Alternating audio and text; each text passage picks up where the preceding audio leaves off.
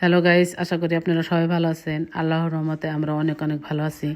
এই তো অনেক দিন পর, প্রায় 2-2.5 বছর পর আমার মেয়ের জামাই আমার বাসায় আসবে।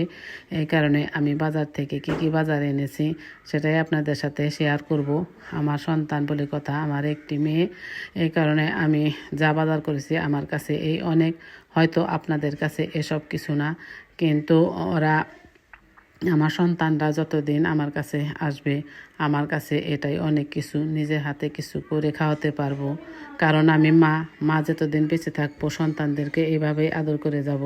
এই তো শীতের দিন, এই কারণে গুড় এনেছি, আর মাছ মাংস সবজি সব কিছু এনেছি।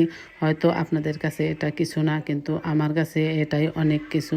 আমি যে পর্যন্ত বেঁচে থাকবো আমার সন্তানকে এইভাবে খাওয়াতে পারবো, এটাই আমার কাছে অনেক আনন্দ। এর জন্য নিজের হাতে সব বাজার করে এনেছি ওদের জন্য। আমি দুপুরে মাছ, ডাউল, এগুলোই যে ছোটো মাছ, ওরা ঢাকায় থাকে, ছোটো মাছ খেতে পারে না, কাটতে পারে না। এই কারণে আমি নিজে ছোটো মাছ রান্না করেছি।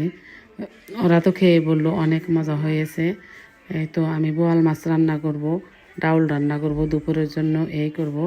এই তো দুপুরের খাবার কি কি: গরম ভাত, বোয়াল মাছ, ছোটো মাছ, এগুলো। আল্লাহ হাফেজ।